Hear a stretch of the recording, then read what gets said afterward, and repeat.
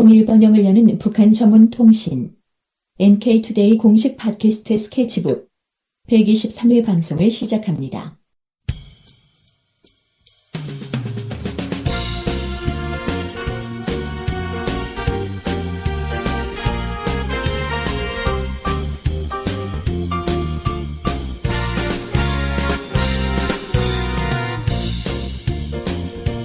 안녕하세요. 김혜민 기자입니다. 안녕하세요. 이동 기자입니다. 안녕하세요. 문경환 기자입니다. 최근 북한이 인공위성을 발사하겠다 이렇게 발표를 하면서 뜨거운 감자가 되고 있습니다. 네. 인공위성 혹시 북한이 인공위성을 이번에 몇 번째 쏘는지 아세요? 네 번째 아닙니까? 네 번째? 네 번째인가요? 몇 번째인지 아세요? 98년도 근데 실패한 것도 포함? 발사를 몇 번 했는지 예리하신데요? 네. 지금까지 이제 실패한 적 있어요. 예, 북한에서 실패했다라고 발표한 게 한 번 있었죠. 네네네. 2012년 4월 달에 네. 발사한 거. 그리고 나서 그것까지 포함하면 5번 번. 발사한 거고 4번이고. 근데 이건 이제 북한에서 이렇게 주장하는 거고 실제 이제 국제사회에서는 또 인정을 안 하는 부분도 있어요. 네. 그래서 이게 되게 좀 애매한데 그리고 또 인공위성은 인공위성인데 인공위성이 아니다. 뭐 이런 이제 논리도 있고. 그건 뭐예요, 그거는? 산은 산이 돼 산이 아니로다 뭐 이런 거죠. 그건 뭐 인공이 아니고 자연위성인가? 네, 그런 게 되는 건가요? 네, 미사일이다 뭐 이런 식으로 이제 얘기를 하는 거죠. 네. 그래서 북한이 사실 인공위성에 대한 관심은 상당히 오래전부터 있었던 거더라고요. 네. 그래서 북한의 인공위성 개발 역사를 한번 좀 살펴보고 이것도 좀 시리즈로 준비를 해봤어요. 그래서 북한의 인공위성이 뭐 과학기술적 측면에서 어떤 그 의미가 있고 경제적 측면에서는 또 어떤 의미가 있는지 이런 것들도 추후에 방송을 좀 하려고 합니다. 오늘은 북한의 이제 우주 개발 역사에 대해서 한번 살펴보려고 해요. 그 인류 최초의 인공위성이 언제 있었는지 아세요? 스푸트니크. 네, 스푸트니크 러시아에서 썼죠. 네. 그때 이제 소련이었죠. 네. 그게 몇 년도인지 혹시 기억나세요? 50년대였던 걸로 기억합니다. 네, 57년입니다. 1957년. 네. 그러니까 우리가 이제 한국전쟁 끝나고 얼마 안 있어서 한 4년 만에. 4년 만에. 그때 개를 넣지 않았나요? 아니요. 그거는 이제 원수. 2호. 2호에? 그 다음에 그럼 1호에는 뭘 넣었나요? 아무것도 안 넣었죠. 무인 아. 우주선이겠죠? 2호에서 넣었구나. 그게 되게 유명하잖아요. 네. 그 개가. 걔가 좀 불쌍하죠, 사실은. 네. 왜냐면 그때는 되돌아오는 그런 기술이 없었기 때문에. 네. 스푸트니크 1호를 이제 발사를 해가지고 이것도 몇 달간 돌다가 이제 사라졌어요. 배터리 나가가지고 일단 한 달도 안 돼서 배터리가 나가는 바람에 전파 송신 끊겼고, 그 다음에 몇 달 후에는 그냥 대기권에 들어와서 다 타버렸죠. 그 다음에 이제 2호를 쐈을 때 개를 넣었단 말이에요. 네. 근데 이 개는 안타깝게도 그냥 이 인공위성과 함께 지구로 다시 떨어져서 타버렸습니다. 정말 불쌍하죠, 이 개가. 아무튼 이게 이제 처음에 인공위성을 쏘고 나서 이 전 인류에게 큰 충격을 줬죠. 왜냐하면 인간이 만든 어떤 발사체가 우주 공간에 나갈 수 있다는 걸 보여준 거 아닙니까? 네. 이때부터 이제 미국이 충격을 받아가지고 인공위성에 엄청난 투자를 하게 되고 전 세계가 이 우주 개발 사업에 이제 이때부터 뛰어들었다라고 하는데 북한은 언제부터 이제 관심을 갖게 됐냐면 1959년에 인공위성이라는 책이 나왔어요. 이 자연과학 도서 편집부라는 데서 내은 건데 실제 인공위성이 발사된 지 2년 만에 이 책이 나와가지고 15,000부를 발간했다 그래요. 이 정도면 베스트셀러라고 할 수 있겠죠. 근데 한국전쟁 중단된 지 6년 만에 이런 책이 나왔다는 건 그만큼 북한 사회에서 그때는 이제 전후 복구 사업 하느라 정신이 없었을 때 아니에요, 사실은. 근데도 인공위성이라는 책을 냈다는 거는 꽤 우주 개발에도 관심을 갖고 있었다. 뭐 이렇게 좀 얘기를 할 수 있을 것 같은데 실제 북한의 인공위성 같은 우주 개발을 담당하는 부서가 조선우주공간기술위원회라는 곳이 있는데 이 부서가 언제 출범했는지는 잘 모르겠는데 70년대부터는 실제로 인공위성 개발에 뛰어들었다라고 해요. 그러니까 상당히 일찍부터 인공위성 개발에 착수했던 거죠. 네. 그리고 80년대 초에 위성 발사체를 개발했다 이렇게 얘기를 합니다. 그러니까 위성 발사체라는 게 우주 로켓을 얘기하는 거죠. 네. 이걸 이미 이때 개발을 했다 이렇게 얘기를 하고 있습니다. 1980년대 초에 개발했다고 주장을 한다는 건가요? 예, 북한에서는 그렇게 발표를 했어요. 상당히 빠른 거죠. 네. 그 다음에 이 관련 학과도 있는데 1990년대 중엽에야 이 관련 학과가 나왔대요. 김책공업대학의 병설기계과학기술대학이라는 게 있는데 여기에 우주항공공학과가 90년대 중엽에 나왔고 이게 북한에서는 유일하게 우주공학 인재 양성 전문 학과다 이렇게 얘기를 합니다. 그러니까 이 이전에는 사실 뭐 물리학과라든지 기계공학과라든지 이런 데에 있는 인력들이 이제 차출돼가지고 위성 개발, 우주 개발을 했던 거겠죠. 2009년에 연합뉴스에 이제 보도된 게 있는데 이 학과에 이 김상윤 교수라고 있어요. 이 교수 얘기는 졸업생들이 과학원의 우주기술연구소를 비롯한 연구기관들, 항공 분야 기술기관과 공업부문 생산단위들에서 활약한다. 뭐 이렇게 이제 얘기를 했다 그러네요. 그러니까 여기를 나온 다음에 우주기술연구소로 보통 이제 많이 가서 계속 우주 연구를 한다. 그런 거겠죠. 자, 이제 아까 말씀하신 것처럼 1998년도에 이 인공위성 광명성 1호를 이제 발사합니다. 이때 이제 되게 재밌었던 게 8월 31일 날 쐈어요. 근데 처음에 북한에서 아무 발표도 안 하고 그냥 쏜 거예요. 그래서 예. 그때 이제 제 기억에 그 9월 1일 날 신문에 전부 일면에 이 기사가 나왔어요. 북한이 이 장거리로 미사일을 쐈다라고 도배가 됐단 말이에요. 근데 한 일주일쯤 지나가지고 북한에서 그때 우리가 쏜 게 인공위성이었다라고 발표한 거예요. 아니, 처음부터 인공위성이라고 하지 그걸. 전 세계가 다 미사일이라고 막 떠들었는데 나중에야 그렇게 딱 얘기를 하니까 좀 약간 어이없는 황당한 상황이 돼버린 거죠. 네. 아무튼 그 서방에서는 이때 발사한 건 미사일이다. 그래서 대포동에서 발사했다 해서 대포동 미사일이다 이렇게 얘기를 합니다. 네. 동네 이름이에요. 대포동이라는 게 무슨 동 하는. 처음에 저는 대포동이라고 하길래 대포로 대포를 쏴서 거기를 대포동이라고 부르나 뭐 이렇게 생각했거든요. 네. 네, 알고 보니까 그게 그냥 동네 이름이었다고 하더라고요. 네, 그렇죠. 아무튼 근데 이제 약간 모순된 게 뭐냐면은 대포동 미사일을 쏜 건데 어쨌든 거기에 인공위성은 탑재돼 있었던 거고 인공위성 발사는 실패했다. 그러니까 궤도에 못 올랐다. 이런 식으로 이제 발표를 했죠. 근데 또 재밌는 건 뭐냐면은 그 나사 있잖아요. 네. 미 항공우주국. 여기 홈페이지 들어가면 전 세계에서 발사한 인공위성 목록이 다 있습니다. 그래서 이 검색을 할 수 있어요. 몇 년도에 어느 나라에서 뭘 쐈다 해서 발사 성공했는지 실패했는지까지 다 나오거든요. 네. 근데 여기에 광명성 1호가 딱 들어가 있어요. 인공위성 이름은 광명성 1이라고 돼 있고 로켓 이름은 대포동 이렇게 딱 적혀 있습니다. 그 다음에 시험용 위성이다라고 돼 있고 성공이라고 돼 있어요. 아, 성공이라고 있다고요? 네. 그러니까 실패는 보통 옆에 그 fail이라고 딱 뜨는데 이건 fail이라고 안 돼 있어요. 그러니까 성공한 거거든요. 그러니까 나사에서는 성공했다라고 이걸 기록을 해놓은 거예요. 자기 홈페이지에다가. 희한하죠? 참 희한하군요. 예. 아무튼 미국 정부는 공식적으로 실패했다라고 발표를 했는데 나사는 성공했다라고 했다가 이게 2012년에 그때 이제 또 북한에서 인공위성을 쏘면서 막 논란이 됐단 말이에요. 그때 갑자기 이 홈페이지에 있는 데이터가 삭제가 됐습니다. 홈페이지 자체가 그냥 이 목록 자체가 사라졌어요. 희한한 일이죠. 근데 그때 이미 누군가 캡처를 떠나가지고 증거는 남아있고. 네. 그러면은 이때 그렇게 성공했다고 한 사람이 종북 세력 아니었을까요? 뭐 그럴 수도 있겠죠. 자, 근데 어쨌든 이 인공위성 그 광명성 1호라는 것 자체가 또 논란이 됐던 게 러시아가 원래 최초의 인공위성을 쐈으니까 우주 기술이 그만큼 앞서 있던 거잖아요. 네, 네. 러시아 우주관측센터에서 광명성 1호가 우주 궤도에 도달했다. 지구를 돌고 있다라고 또 발표를 했어요. 그러니까 러시아에서는 성공했다라고 발표하고 미국에서는 실패했다라고 발표한 거죠. 1998년 당시에 미국은 실패했다 하고 러시아 우주관측센터는 성공했다고 했고 근데 알고 보니까 나사도 성공했다고 했다 이런 거죠. 그렇죠. 예. 참 다수결로 일단은 뭐 성공한 걸로 할까요? 성공했는지 실패했는지 잘 모르겠는데 참 애매모호한 상황이군요. 아주 미스테리 사건이 됐습니다. 네.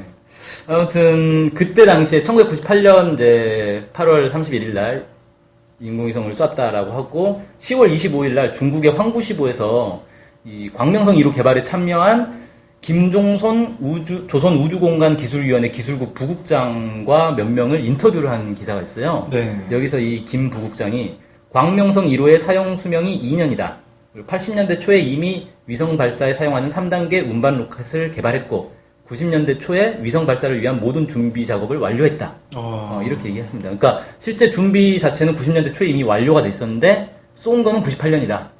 이렇게 얘기한 거죠. 그러니까 뭐 이런 이제 정치적인 문제, 뭐 외교적인 문제 때문에 좀 지켜보고 있다가 쐈다. 뭐 이런 얘기가 되겠죠. 자, 아무튼 그래가지고 그해 11월 31일 날 북한에서 광명성 1호 발사에 공이 큰 과학자 160명에게 국가 표창, 학위, 학직 이런 것들을 수여합니다. 그리고 2001년부터 북한이 새로운 우주 발사장을 건설하기 시작해요. 이게 이제 우리가 흔히 동창리 미사일 기지 뭐 이렇게 얘기하는데 동창리는 아니고 동창동이더라고요. 그래서 그 광명성 1호는 동해 쪽에서 쐈는데 이건 서해 쪽에 만들고 있어요. 그래서 여기에 이제 우주개발센터라고 해가지고 개발을 했고 여기에 2006년 그 6월 19일 날 김정은 제1위원장이 방문을 했다 그래요. 그러니까 2006년이면 김정은 제1위원장이 등장하기 전 아닙니까? 이제 공식 석상에 등장하기 전이죠. 네, 우리는 뭐 이름도 모를 때였죠.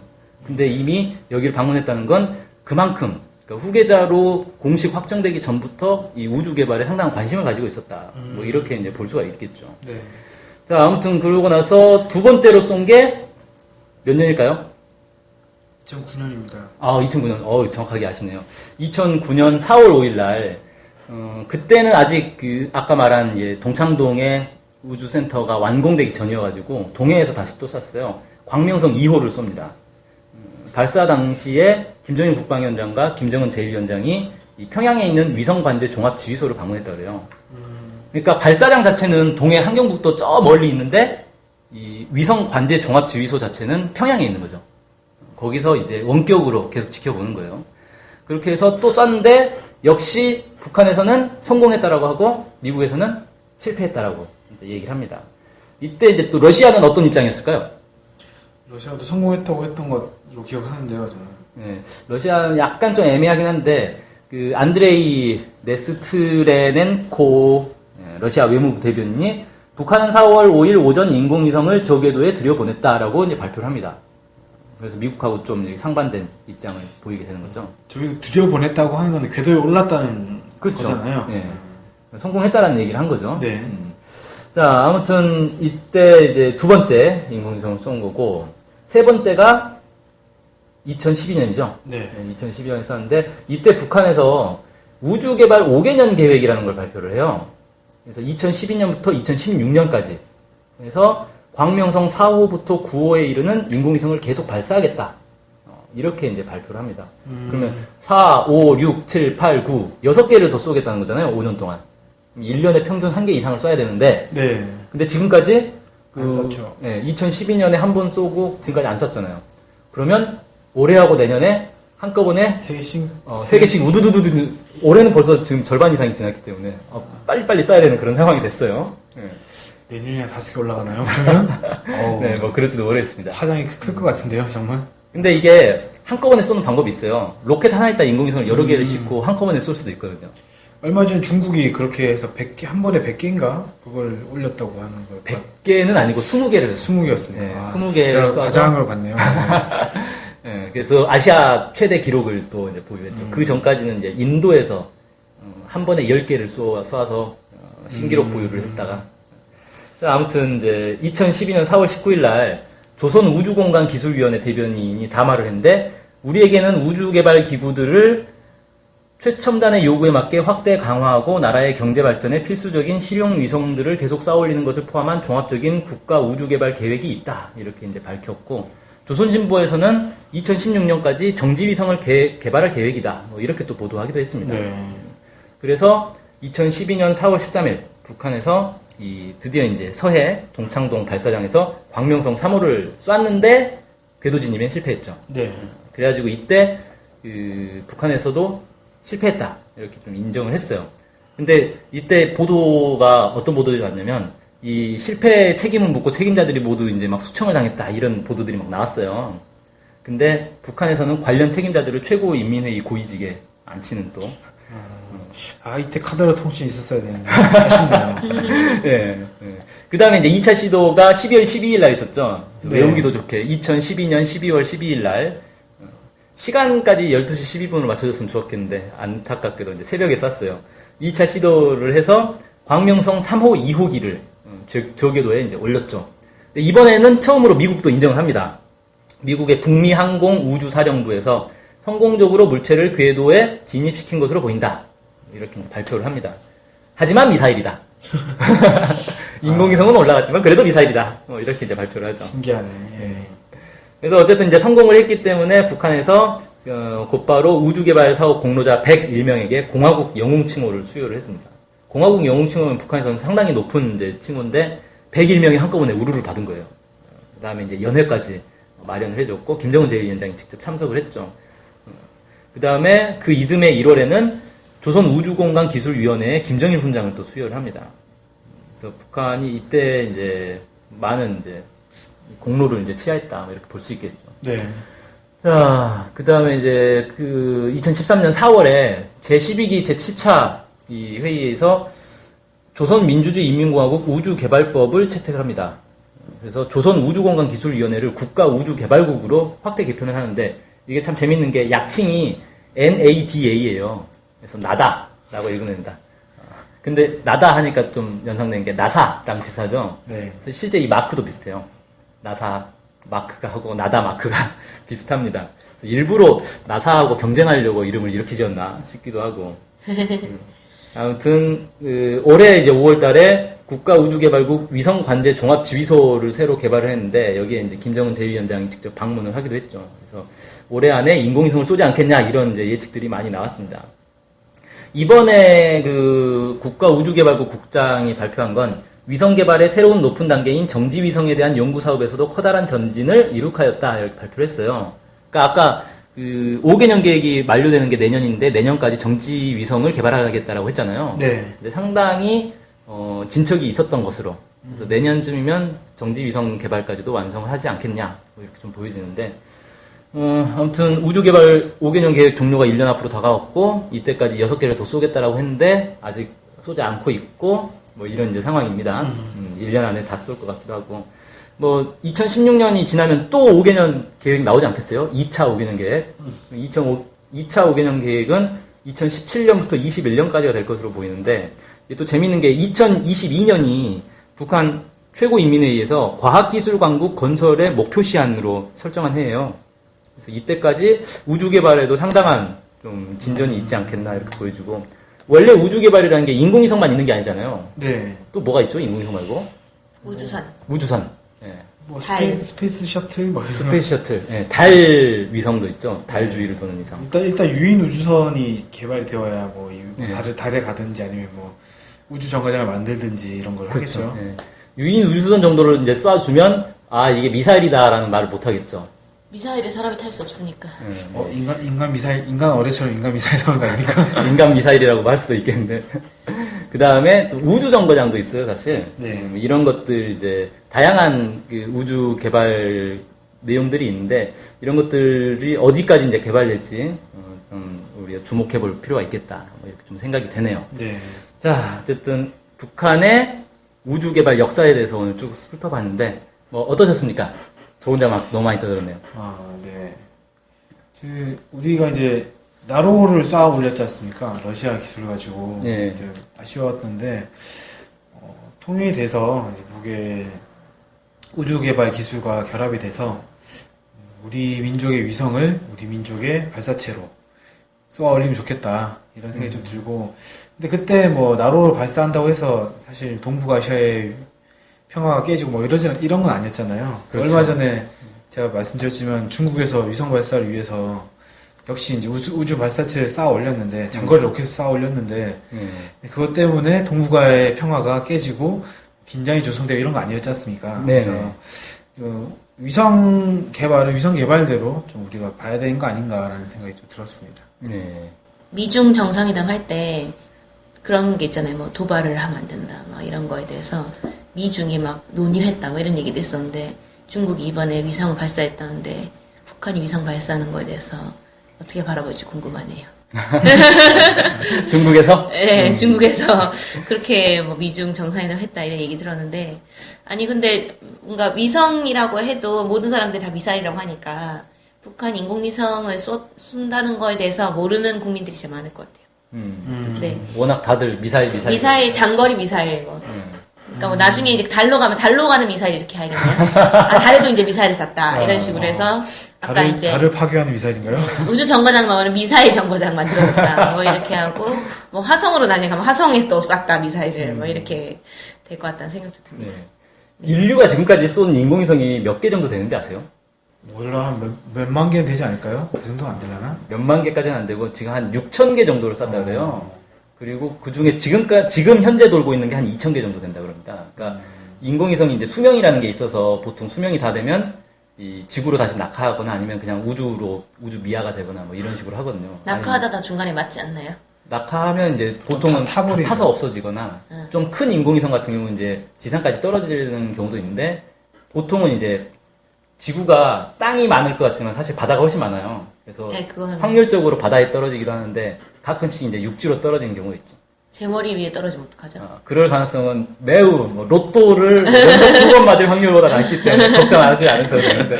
아, 이거 잘 챙겨야 되는 거 아니에요? 한번 올린 그렇죠. 나라에 책임을 져야죠. 그걸 뭐 그게 진짜 문제예요. 확률이 적다고 막 방치해두면은 뭐 진짜 머리 위에 재수없게 떨어지면 그렇죠. 네.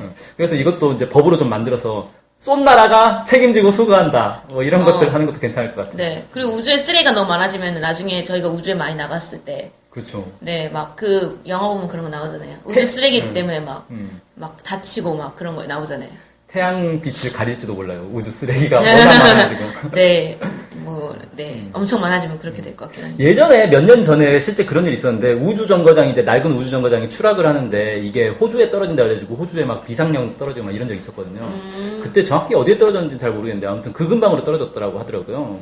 그래서 실제로 그런 것들이 땅에 떨어지면 이게 조그만 파편이라도 상당히 큰 피해를 낼 수 있기 때문에. 네. 아주 조금해도 그럴 것 같은데 핸드폰 그쵸. 크기라도 그 위에서 직속으로 쫙 날라오는데 핸드폰 크기라도 사람이 맞으면 진짜 그건 죽는 거죠. 끝장이죠.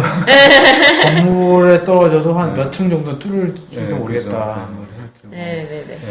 또 모르죠. 이제 인공위성이라고 하면 가벼워야 되니까 또 이제 또 밀도가 낮고 이러다 보면 그렇기도 한데 보통 이제 좀 큰 위성들은 몇 톤, 뭐 몇십 톤씩 하는 인공위성들도 많이 있거든요. 이게 그래서 참 쏠 때는 좋았는데 나중에 이제 뒷감당이 정말 골치 아프죠 이게. 그래서 요즘 이제 개발되는 기술 중에 그런 것들이 있어요.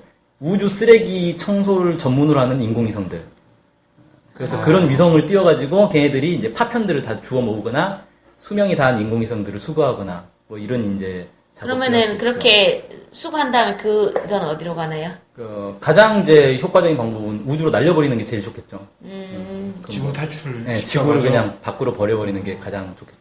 아, 근데 또 그럼 나중에 저희가 우주 갔을 때 또 화성에 쓰레기가 둥둥 떠다니고 이렇게 될 수도 있겠죠? 네, 되게 슬퍼지고. 관성 때문에 쭉 가다가 어느 이름 모를 항성에 중력이 이끌려가지고 다 타고 없어지겠죠. 뭐. 화성이나 이런 데 가가지고 여기 쓰레기가 있네. 이러면 정말 재밌긴 하겠네요. 메이드 인 USA. 네. 그래요. 뭐 재밌는 얘기 나눠봤는데 아무튼 다음 시간에는 북한의 인공위성을 과학기술적 측면에서 좀 바라보는 그런 내용으로 한번 다뤄보도록 하겠습니다. 네. 오늘 방송 여기서 마치겠습니다. 감사합니다. 감사합니다. 안녕히 계세요.